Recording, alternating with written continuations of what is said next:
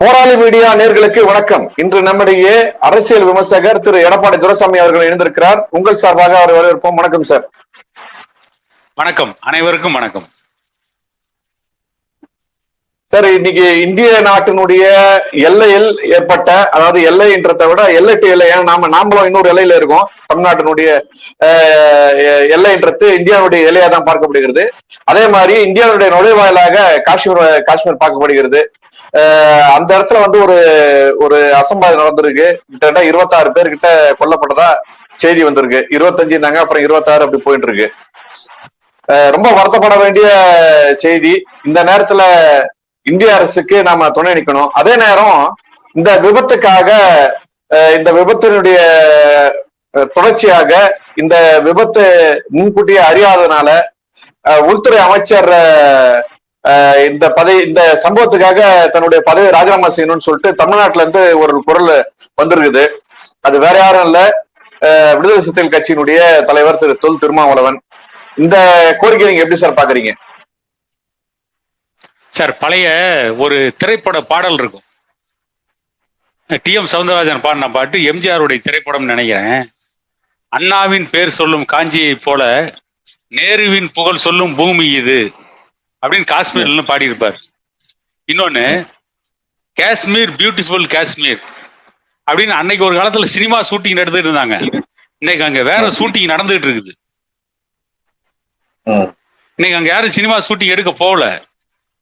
இதுல வந்து திருமாவளவன் கேட்டிருக்கிற இந்த கருத்து, நான் உண்மையிலேயே திருமாவளவனுடைய இந்த கருத்தை ஆதரிக்கிறேன் சார். ஏன்னு கேட்டீங்களா? ஆமா சார், இதுல வந்து திருமாவளவனுடைய கருத்தை நான் ஏத்துக்கிறேன் சார். திருமாவளவனுடைய கருத்துக்கு நான் உடன்படுகிறேன். அமித்ஷா ராஜினாமா பண்ணுன்னு கேட்டிருக்காரு. அதுக்கு அவர் சொல்லி வைத்திருக்கின்ற வாதம் என்னன்னு கேட்டீங்கன்னா, மத்திய அரசுடைய உளவுத்துறை காஷ்மீர்ல இப்படி ஒரு தாக்குதல் நடத்தும் அப்படின்னு தெரியாம எப்படி இருந்தது? அந்த உளவுத்துறைக்கு பொறுப்பேற்றிருக்கிற நம்முடைய உள்துறை அமைச்சர் அமித்ஷா ராஜினாமா பண்ணுன்னு கேட்கிறாரு. ஏன்னா இதுக்கு வந்து கடந்த காலத்துல 2-3 உதாரணங்கள் இருக்கு. அது மட்டும் இல்லாம இதுல ஒரு முக்கியமான ஒரு செய்தி என்னன்னு கேட்டீங்கன்னா, இந்த ரிசர்ச் அண்ட் அனாலிசிஸ் விங், மத்திய அரசுடைய உளவுத்துறை, ஐபி இன்டெலிஜென்ஸ் பியூரோ, மத்திய அரசுடைய கட்டுப்பாட்டில் இயங்குகின்ற உளவுத்துறை, இந்தியாவில் இருக்கின்ற அத்தனை துறைகளும் செய்கின்ற வரவு செலவு கணக்குகள் பாராளுமன்றத்துக்கு வரும். அத்தனை துறையுடைய வரவு செலவு கணக்குகள், ஏன் ராணுவத்துக்கு செலவு பண்ற தொகையில இருந்து கம்பட்ரோலர் அண்ட் ஆடிட்டர் ஜெனரல் அவங்களுடைய தணிக்கைக்கு, அவங்களுடைய ஆடிட்டுக்கு போகும். இந்த ராவுக்கு செய்யக்கூடிய செலவினங்கள், அதாவது இந்த ரிசர்ச் அண்ட் அனாலிசிஸ் விங், இந்த உளவுத்துறைக்கு செய்யக்கூடிய செலவினங்கள், இந்த இன்டெலிஜென்ஸ் பியூரோ இவர்களுக்கு செய்யக்கூடிய செலவினங்கள் பாராளுமன்றத்துக்கே வராது சார். அதுல இருந்து சட்டத்தில் அந்த 2 துறைகளுக்கும் விதிவிலக்கு இருக்கு. இன்னொன்னு, இது வந்து ஆடிட்டர்னுடைய தணிக்கை, அந்த ஆடிட் ரிப்போர்ட்டினுடைய அனுமதி வாங்கறதுக்கும் போகாது. கேள்வியே கேட்க முடியாத அளவுக்கு செலவு செய்யக்கூடிய அதிகாரத்தை பெற்றிருக்கின்ற உளவுத்துறை, எல்லையில காஷ்மீர் தீவிரவாதிகள் என்று இன்றைக்கு வர்ணிக்கப்படுகிறவர்கள் அந்நிய நாட்டின் தீவிரவாதிகள், பாகிஸ்தான்ல இருந்து பங்களாதேஷ்ல இருந்து எல்லைக்குள் ஊடுருவாங்கன்னு தெரியும். எல்லை பாதுகாப்பு படைக்கு எத்தனை லட்சம் கோடி செலவு பண்றோம், இந்த ராவுக்கு எவ்வளவு செலவு பண்றோம், இந்த ஐபிக்கு எவ்வளவு செலவு பண்றோம். இதையும் தாண்டி தீவிரவாதிகள் உள்ள வர்றாங்க அப்படின்னா இந்த ராவும் ஐபியும் மிகவும் மோசமா இருந்திருக்காங்க. இவங்க உளவுத்துறை வேலையை சரியா செய்யல. இவங்க உளவுத்துறையை பார்க்க வேண்டிய வேலையை செய்யாம இந்த உளவுத்துறை உல்லாசத்துறையா மாறி போச்சா அப்படின்னா திருமாவளவன் கேட்டிருக்காரு. திருமாவளவனுடைய இந்த கூற்றுல நியாயம் இருக்கிறது என்று நான் நினைக்கிறேன். ஏன்னு கேட்டீங்கன்னா, லால் பகதூர் சாஸ்திரி அவர்கள் ரயில்வே துறை அமைச்சராக இருந்த பொழுது வட இந்தியாவில் நடந்த ரயில் விபத்துக்கு தார்மீக பொறுப்பேற்று அவர் வந்து ரயில்வே துறை அமைச்சர் பதவியை ராஜினாமா செஞ்சாரா இல்லையா?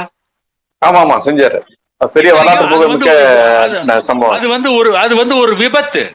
அதே மாதிரி உத்தரப்பிரதேசத்தினுடைய முதலமைச்சராக மரியாதைக்குரிய விபி சிங், விஸ்வநாத் பிரதாப் சிங் அவர்கள் முதலமைச்சராக இருந்த பொழுது அந்த சாம்பல் பள்ளத்தாக்கு கொள்ளை கொள்ளையர்களை கட்டுப்படுத்த முடியவில்லை என்று சொல்லி அதற்கு தார்மீக பொறுப்பேற்று அன்றைக்கு விபிசி ராஜினாமா செஞ்சாரா இல்லையா? அந்த அடிப்படையில் திருமாவளவன் எழுப்பியிருக்கிற இந்த கேள்வி சரி என்றே தோன்றுகிறது.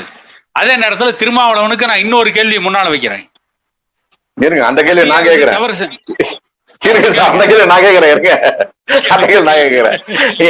இந்தியாவுக்கு என்ன ஒண்ணே டக்குன்னு ஓடி போய் அமித்ஷா ராஜினாமா பண்ணணும்னு சொல்லும் போது எனக்கு கூட இவர் ஏதோ அரசியல் பண்றாருன்னு தான் தோணுச்சு. ஆனா நீங்க சில சில விஷயங்களை முன்வைக்கும் போது அப்ப இவர் கேட்ட நியாயம் தானோன்னு தோணுது. இந்த நியாயமான அரசியல் தலைவர் தமிழ்நாட்டுல கிட்டத்தட்ட 40 பேர் இறந்ததா சொன்ன கள்ளக்குறிச்சி சம்பவம் அப்போ இந்த மாதிரி ஒரு தைரியமான ஒரு கேள்வி கேட்கலையேன்ற வருத்தம் எனக்கு இருக்கு சார். ஒரு தமிழ்னா இல்ல சார், 66 பேர் இருந்தாங்க கள்ளக்குறிச்சியில. சார் நான் தமிழ்நாட்டினுடைய குடிமகன், நான் நியாயமா உண்மையெல்லாம் சொல்ல முடியாது, ஒரு குத்துமதிப்பதான் சொல்ல முடியும். இல்ல இறந்தது உண்மையிலான கள்ளச்சாராய மரணம் ஏற்பட்டது உண்மைதானே. ஆமா, அது எண்ணிக்கை அதிகமா இருக்கலாம் குறைவா இருக்கலாம், அது வேற விஷயம். குறைவா இருக்கலாம், ஆனால் நம்ம அதை சரியா சொல்ல முடியல. ஆமா. அப்ப ஏன் சார் அவர் கேட்கல? இல்ல நீங்க கள்ளக்குறிச்சியோட நிறுத்திட்டீங்க. நான் இன்னும் ஒரு 2 படி மேல போய் கேக்குறேன். ஏற்கனவே மரக்காணத்துல விசச்சாராய மரணம் கிட்டத்தட்ட 19 பேர் நினைக்கிறேன். அன்னைக்கு திருமாவளவன் அந்த சாராய இலாக்காவுக்கு அந்த கலால் துறைக்கு பொறுப்பேற்றிருக்கிற அமைச்சர் ராஜினாமா செய்யணும்னு கேட்கல. பொன்முடி அதே மாதிரி கள்ளக்குறிச்சி மாவட்ட அமைச்சர், அந்த மாவட்ட அமைச்சர் மட்டும் இல்ல, அந்த இலாக்காவுக்கு பொறுப்பேற்றிருக்கிற அமைச்சர், இவங்க 2 பேர்த்துல யாரையுமே ராஜினாமா பண்ணு இவரு நம்ம திருமாவளவன் கேட்கல. கள்ளக்குறிச்சியில 66 பேர் மரணம் அடைஞ்சாங்க. அதுல கிட்டத்தட்ட 60 பேர் எந்த சமூகத்தை நம்பி திருமாவளவன் கட்சி நடத்தி கொண்டிருக்கிறாரோ அந்த தலித் சமூகத்தை சார்ந்தவர்கள்லாம் 60 பேருக்கு மேல் மரணம் அடைஞ்சாங்க.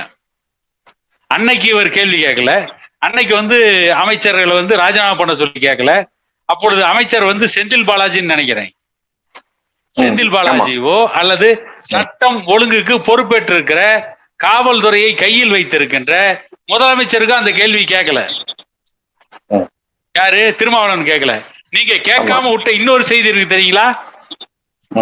இலங்கை லட்சக்கணக்கான ஈழ தமிழர்களை கொன்று குவித்த ராஜபக்சேவுடைய ராணுவம், அந்த ராணுவத்துக்கு துணை போன இந்திய மேலாதிக்க அரசு ஈழத்திலே பல ஆயிரக்கணக்கான லட்சக்கணக்கான பெண்களை பாலியல் வன்கொடுமைக்கு ஆளாக்கிய அந்த இலங்கை ராஜபக்சேவின் அரசும் அன்றைக்கு இந்தியாவை ஆண்ட காங்கிரஸ் அரசும் பச்சிலம் குழந்தைகளை கொன்று குவித்தார்களே கொடூரமாக இலங்கையிலே. அந்த ராஜபக்சேவை போய் திருமாவளவன் கை குலுக்கினார். ராஜபக்சே கிட்ட யார் கை குலுக்கினாங்க? திருமாவளவன் கை குலுக்கினார், கனிமொழி கை குலுக்கினார், டிஆர் பாலு கை குலுக்கினார். இவங்கெல்லாம் அன்னைக்கு அவங்களுக்கு எதிராக திருமாவளவன் தமிழ்நாட்டுல ஈழத்தமிழர் பிரச்சனைக்கு ஆதரவா பேசிட்டு ராஜபக்சேட்ட போய் கை குலுக்கினாரு. அன்னைக்கு திருமாவளவனுக்கு மனசாட்சி வேலை செஞ்சா இல்லையா? திருமாவளவன் கேட்காம விட்ட இன்னொரு கேள்வி நான் அமித்ஷா கிட்ட கேட்கிறேன். இன்னைக்கு காஷ்மீர்ல கலவரம், 29 பேர் கொல்லப்பட்டு இருக்கிறார்கள். உள்ளபடியே அந்த போன உயிர்களுக்காக வருந்துகிறோம். மதத்தின் பெயரால் இனி இந்தியாவில் ஒரு பிணம் கூட விழக்கூடாது என்று நாம் மிகவும் வேதனையோடு இந்த கருத்தை பதிவு பண்றோம். எந்த சமூகமாக இருந்தாலும் சரி, எந்த மதமாக இருந்தாலும் சரி, எந்த மொழி பேசுபவர்களாக இருந்தாலும் சரி, எந்த ஜாதியாக இருந்தாலும் சரி, மதத்தின் பெயரால் ஜாதியின் பெயரால் ஒரு உயிர் கூட கொல்லப்படக்கூடாது என்பதுதான் நம்முடைய கொள்கை, கோட்பாடு, லட்சியம் எல்லாமே. அங்கே மரணமடைந்தவர்களுக்காக நாம் மிகவும் வருத்தப்படுகிறோம்.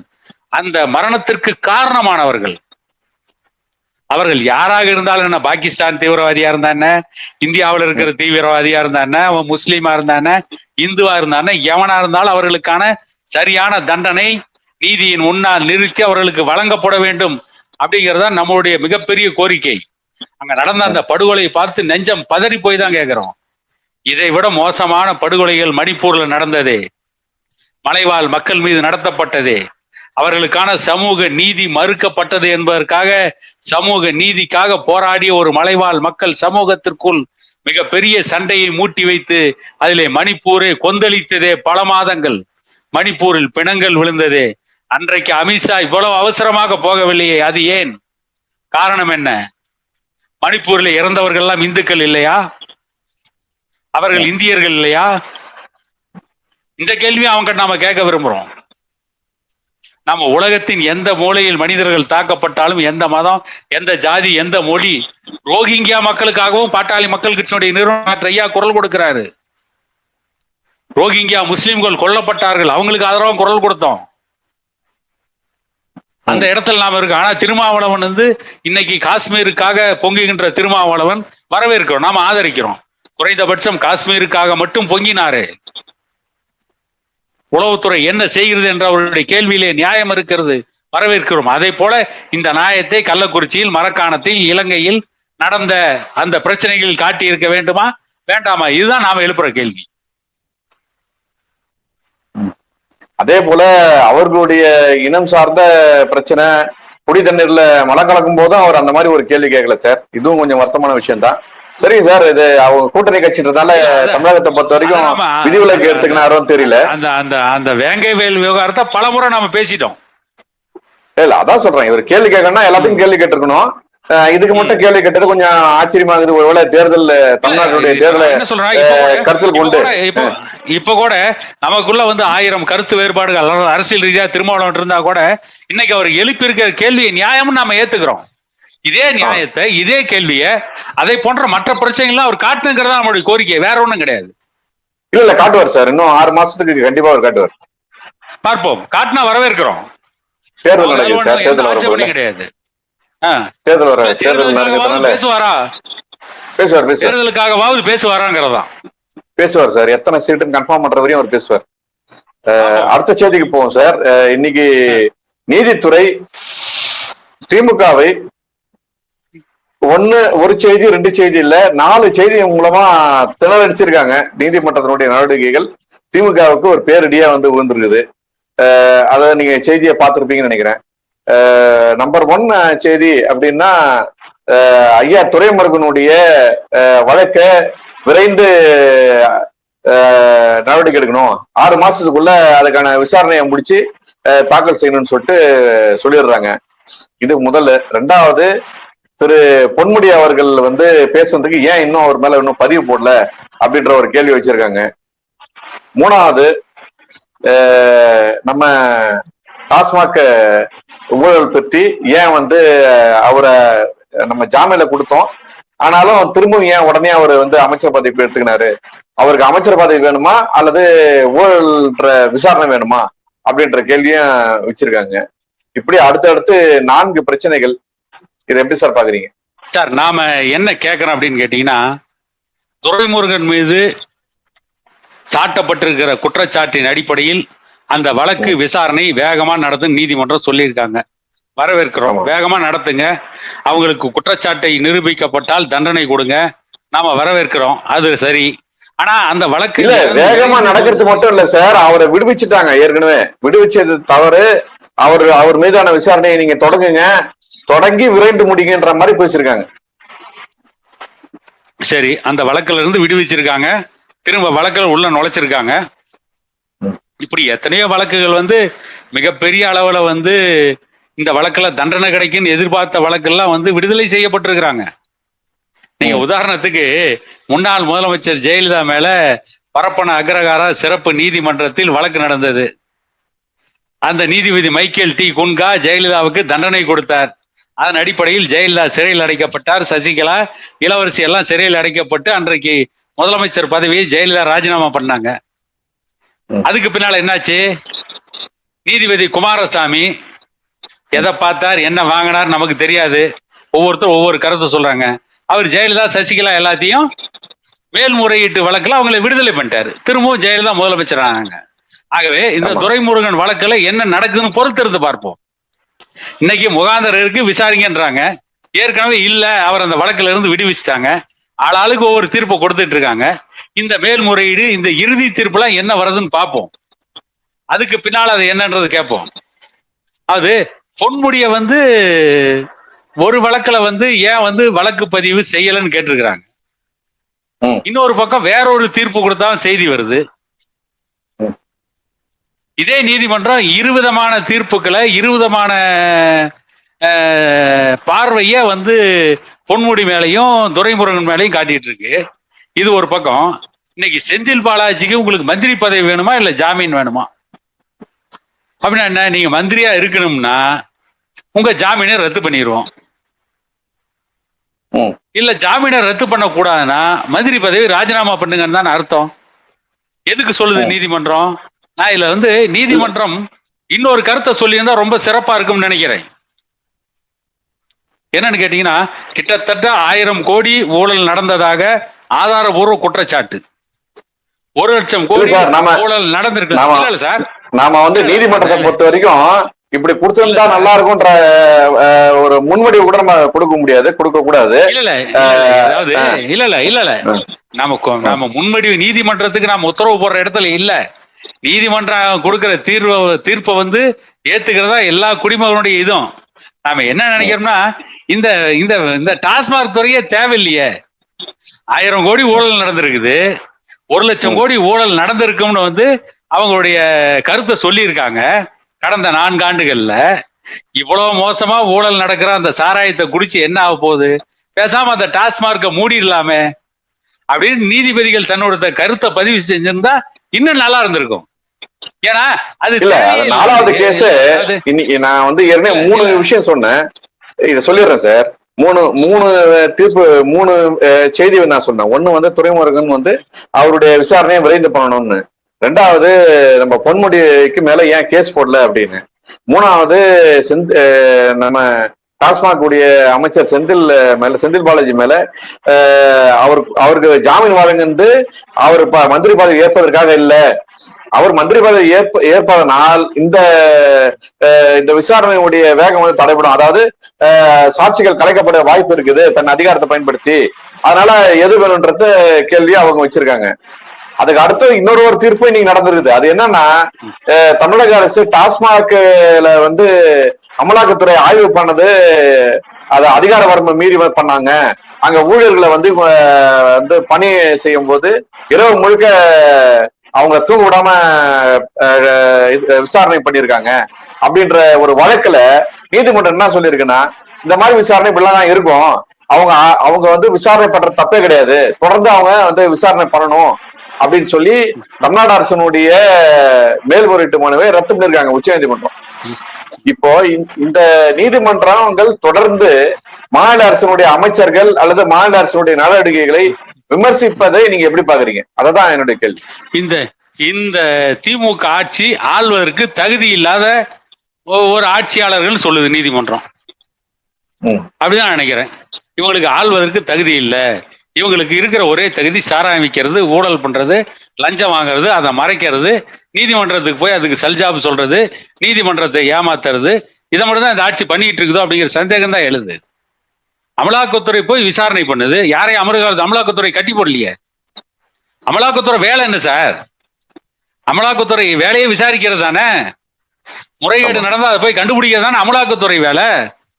அதை விட்டு ஸ்டாலின் வீட்டுல போய் சல்யூட் அடிச்சாருன்னு இருப்பாங்க அமலாக்கத்துறை? இல்ல செந்தில் பாலாஜி சல்யூட் அடிப்பாங்களா சார்? போலீஸுக்கு என்ன சார் வேலை?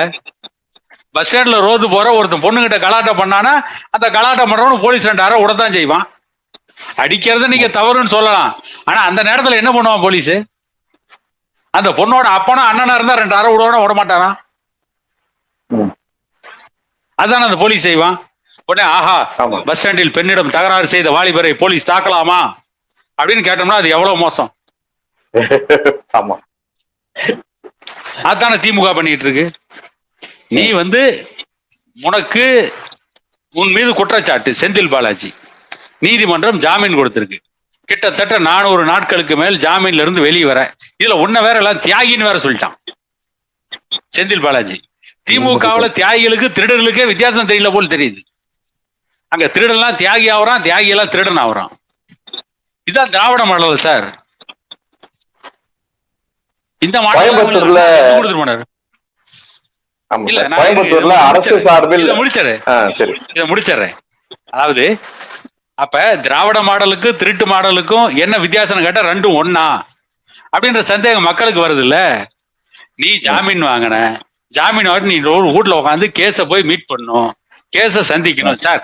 லஞ்ச ஒழிப்பு வழக்குல அதாவது லஞ்ச ஒழிப்பு துறை குற்றம் சாட்டுகின்ற வழக்கு, லஞ்சம் வாங்கினதா ஒரு அரசு அதிகாரி, ஒரு கிராம நிர்வாக அலுவலர், ஒரு விஓஓ கைது செய்யப்படுறார். அவரை சஸ்பெண்ட் பண்ணி வைக்கிறாங்கல்ல. ஆமா. அவரை வந்து பலவிதமான இதுக்கு பின்னாலதான் அவர் லஞ்சம் வாங்கின குற்றச்சாட்டை பலமுறை நிரூபிக்க வேண்டியிருக்கும். அவ்வளவு சீக்கிரம் வந்து அவர் ஜாமீன்ல வெளியே வந்த உடனே அந்த வேலையில போய் அவனை உட்கார சொல்றது இல்லையே, ஜாமீன் கொடுத்த உடனே. அதுக்கு எவ்வளவு ஃபார்மாலிட்டிஸ் இருக்கு. ஒரு கிராம நிர்வாக அலுவலர் லஞ்சம் வாங்கிட்டாருன்னு உடனே அவருக்கே அத்தனை சட்ட வழிகாட்டுதல் இருக்குது, அவருக்கே அத்தனை கண்டிஷன் இருக்குது, அத்தனை நிபந்தனை இருக்குது. ஒரு மிகப்பெரிய ஊழலை பண்ண செந்தில் பாலாஜி, ஒரு அதிகாரமிக்க பதவி, அமைச்சர் பதவி, அதை வச்சிருக்க செந்தில் பாலாஜி அந்த பதவிக்கு ஜாமீன்ல வெளிவந்த உடனே போய் அந்த பதவியில உக்காடுறாருன்னா, அப்ப செந்தில் பாலாஜி இல்லாதனால அரசாங்கத்துக்கு அவ்வளவு பெரிய நஷ்டம் ஏற்பட்டதா அல்லது அரசை நடத்துபவர்களுக்கு நஷ்டம் ஏற்பட்டதா? இந்த கேள்வியை ஆட்சியாளர்கள் தெளிவுபடுத்தணும். இந்த கேள்விக்கு அவங்க தான் பதில் சொல்லணும். அது ஒரு பக்கம். அவ்வளவு வேகமா நீங்க கொண்டு போய் அந்த வந்து மீண்டும் மந்திரியாக்கி உட்கார வைக்கிறீங்கன்னா, இந்த பதவியை பயன்படுத்தி சாட்சிகளை கலைத்து செந்தில் பாலாஜியை காப்பாற்றுவதற்காகவா? இத்தனைக்கு இந்த செந்தில் பாலாஜி மீது ஊழல் குற்றச்சாட்டை சொன்னதே ஸ்டாலின் தான், இன்றைய முதலமைச்சர் ஸ்டாலின் தான். நீங்க ஊழல் குற்றச்சாட்டை ஒருத்தர் மேல சொல்லுவீங்க, நீங்களே அவங்கள காப்பாத்துவீங்க, கேட்டா நீங்க தான் நியாயவான்பீங்க, நீங்க தான் யோக்கியன்பீங்க. இத திராவிட மாடல் வேற தம்பட்ட அடிச்சுக்குவீங்க. இது எவ்வளவு மோசமான செயல். சரி சார், இப்போ இதே திராவிட மாடல் நீங்க சொன்னதுனால திராவிட மாடல் இன்னொரு ஒரு அரிய சாதனையை பண்ணிருக்கு. என்னன்னா, தமிழ்நாட்டினுடைய அரிய பெரிய தலைவர்கள் 2 பேருக்கு வந்து ஒரு மிகப்பெரிய ஒரு கட்டிடத்தை கட்டி, அந்த கட்டிடத்துல அந்த அந்த கட்டிடத்துக்கான பேர் வந்து அவங்க பேர் வச்சிருக்கு. அதை பத்தி செய்தி பாத்தீங்களா நீங்க? இல்ல, நான் பாக்கல சார். என்ன செய்தின்னு சொல்லுங்க. கோயம்புத்தூர்ல கழிப்பிடத்துக்கு தியாகி கக்கன் பேரும் அறிஞர் அண்ணா பேரும் வச்சிருக்காங்க. அது என்னன்னா, இவங்களுக்கு எங்க எந்த பேர் வைக்கணும்னு தெரியல. சாராய கடைக்கு டாஸ்மார்க் பேர் வைக்கிறாங்க. அது ஜெயலலிதா வச்சுட்டு போயிருந்தா கூட இவங்க மாத்திருக்கலாம். அது கலைஞர் கருணாநிதி மதுபான கடைன்னு வச்சிருக்கலாம். ஏன்னா மதுவை தமிழ்நாட்டுக்கு அறிமுகப்படுத்தினவர் அவர் தானே. அப்படி நீங்க மதுபான கடைக்கு அப்படி ஒரு பேரை வச்சுட்டு நீங்க கோயம்புத்தூர்ல அண்ணா பேரையும் கக்கன் பேரையும் கழிவறைக்கு வச்சா கூட பரவாயில்ல, நாங்க ஏத்துக்கிறோம். என்ன பண்றது? நீங்க அண்ணாவையும் கக்கனையும் கொண்டு போய் கழிவறையில் தானே தள்ளி வச்சிருக்கிறீங்க. எவ்வளவு பெரிய ஒரு அறிவார்ந்த தலைவர் பேரறிஞர் அண்ணா, எப்படிப்பட்ட ஒரு நேர்மையான அமைச்சரா இருந்தவர் கக்கன். இவங்களை கொண்டு போய் இவங்க பேரை கழிவறைக்கு வைக்கிறீங்களே. அந்த கோயம்புத்தூர்ல ஒரு விமான நிலையம் இருக்குது, அதுக்கு அவங்க பேரை வச்சிருந்தீங்கன்னா பரவாயில்ல. கோவை கொடிசியா மைதானம் இருக்கு, இந்த ஜவுளி தொழிலை பற்றி ஆராய்ச்சி செய்யக்கூடிய South India textile research association இயங்குகின்ற அந்த கொடிசியா மைதானத்துக்கு போய் நீங்க கக்கன் பேரையோ அண்ணா பேரையோ வச்சிருந்தா பரவாயில்ல. கோயம்புத்தூர்ல எவ்வளவோ இடம் இருக்கு. கோயம்புத்தூர் ரயில்வே நிலையத்துக்கு போய் நீங்க கக்கன் பேரை வச்சிருந்தீங்கன்னா பரவாயில்ல. போய் நீங்க கக்கன் பேரை போய் கழிவறைக்கு வைக்கிறீங்களே, அப்ப உங்களுடைய சித்தாந்தம் என்ன?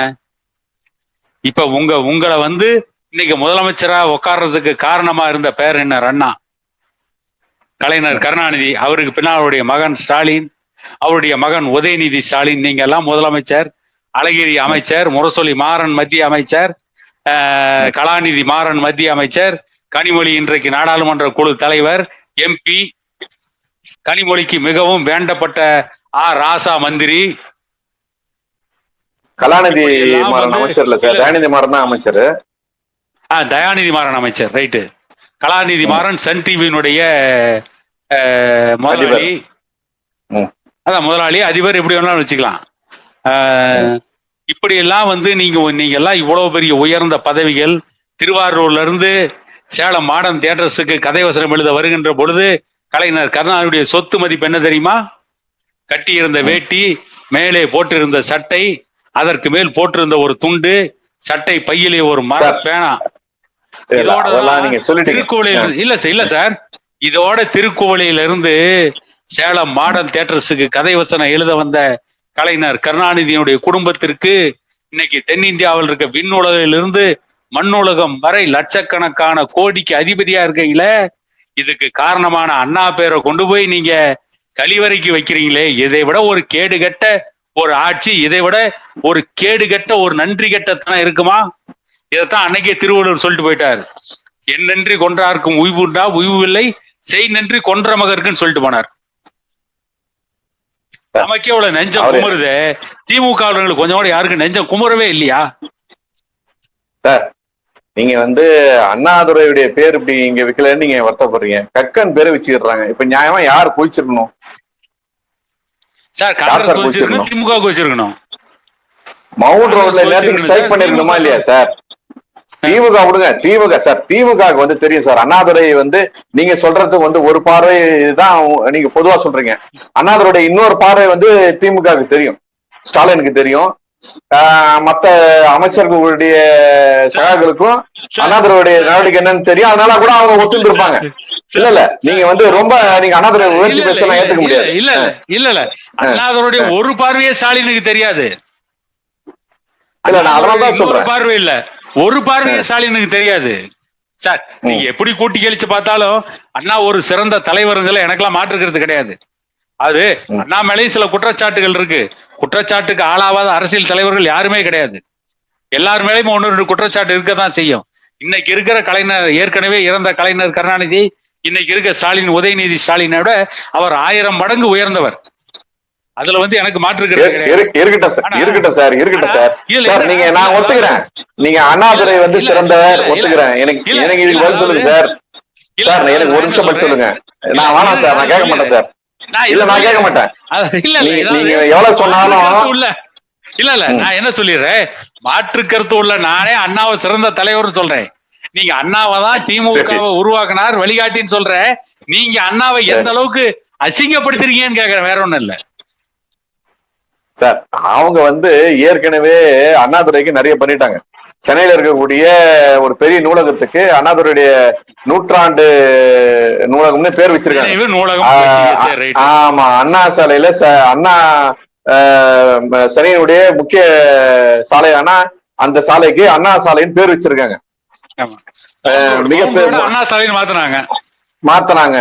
அதே மாதிரி அதே மவுண்ட் ரோட்ல இருக்கக்கூடிய முதலா கட்டப்பட்ட மேம்பாலத்துக்கு அண்ணா மேம்பாலம் பேர் வச்சிருக்காங்க. இப்படி ஆமா, இப்படி நீங்க நிறைய பட்டியலிடலாம். அவங்க பண்ணிடுறாங்க. கடைசியா ஒரே ஒரு பாத்ரூமுக்கு உங்க பேர் வைப்பமே வச்சாங்க. நீங்க அதை ஒன்னே ரொம்ப குரல்லாம் சொல்றீங்க, அதை எனக்கு ஏத்துக்க முடியாது. ஆனா நான் ரொம்ப வருத்தப்படுறது என்னன்னா, ஆமா நீங்க கக்கனுக்கு பேர் வச்சதுக்கு இந்த செல்வ பெருந்தகை இந்நேரத்துக்கு எவ்வளவு பெரிய வேலை பண்ணிருக்கணும்.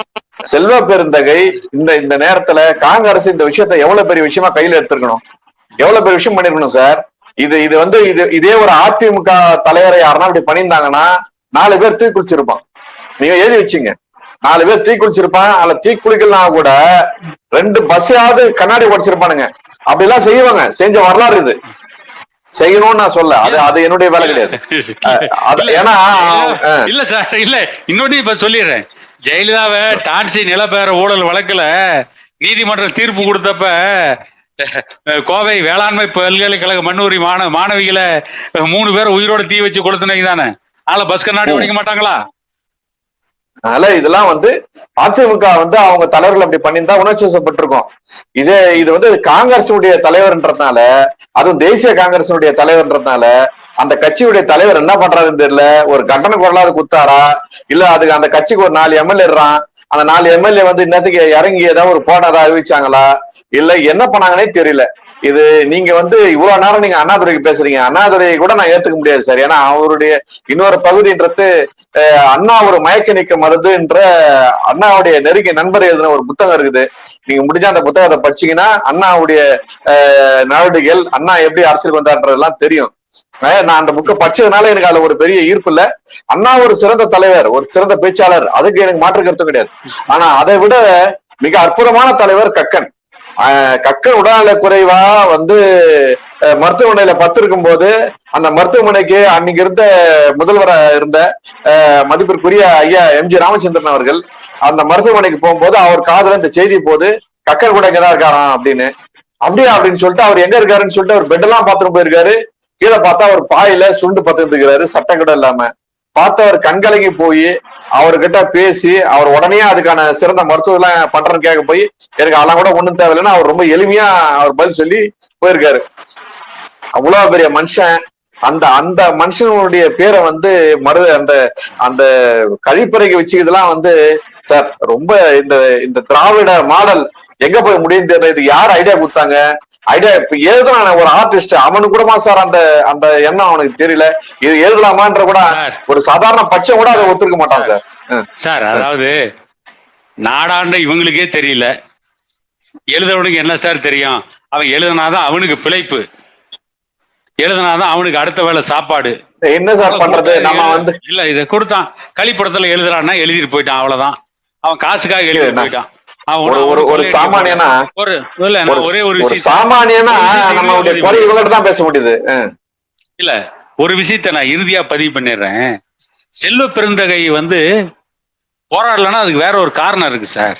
ஏன்னா செல்வ பெருந்தகை கக்கன் காங்கிரஸ் கட்சியை சார்ந்தவர் ஒண்ணு, இரண்டாவது தலித் சமூகத்தை சார்ந்தவர். அதே காங்கிரஸ் கட்சியில எம்எல்ஏவா இருப்பவர் செல்வ பெருந்தகை, அவர் தலித் சமூகத்தை சார்ந்தவர்.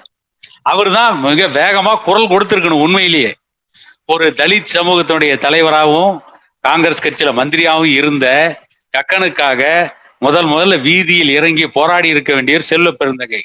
செல்வ பெருந்தகைக்கு ஒரு பயம் என்னன்னா, பாட்டாளி மக்கள் கட்சி வன்னியர்களுக்கு இடஒதுக்கீடு கேட்டு போராடும் பொழுது இதே திராவிட கட்சிகள் என்ன கூப்பாடு போடுறாங்க? ஒரு ஜாதிக்கு மட்டும் இடஒதுக்கீடு கேட்கறாங்க, பாட்டாளி மக்கள் கட்சி ஜாதி கட்சின்னு சொல்றாங்க. ஆனா ஒருவேளை கக்கனுக்கு ஆதரவா இறங்கி நாம போராட ஆரம்பிச்சோம்னா, கக்கனுக்கு ஆதரவா பேச ஆரம்பிச்சோம்னா, நம்மளையும் ஒரு ஜாதி தலைவர்னு திராவிட கட்சி விளம்பரம் பண்ணிடுவாங்களோ, நம்மளையும் ஒரு ஜாதி தலைவரா சொல்லிடுவாங்களோ. காங்கிரஸ் கட்சியை வந்து தாழ்த்தப்பட்ட சமூகத்திற்கான கட்சியாகி போச்சு. ஆகவே இவர் வந்து ஒரு தாழ்த்தப்பட்ட சமூகத்தினுடைய ஜாதி வெறியர்னு செல்வ பிறந்தைய சொல்லிடுவாங்களோ அப்படின்னு பயந்துகிட்டார் சார். அதனால போராடல. அதே நீங்க பெருசு பண்றீங்க. உங்களுடைய அரிய நேரத்தை ஒதுக்கிய மிக்க மிக்க நன்றி சார். வணக்கம், மீண்டும் சந்திப்போம்.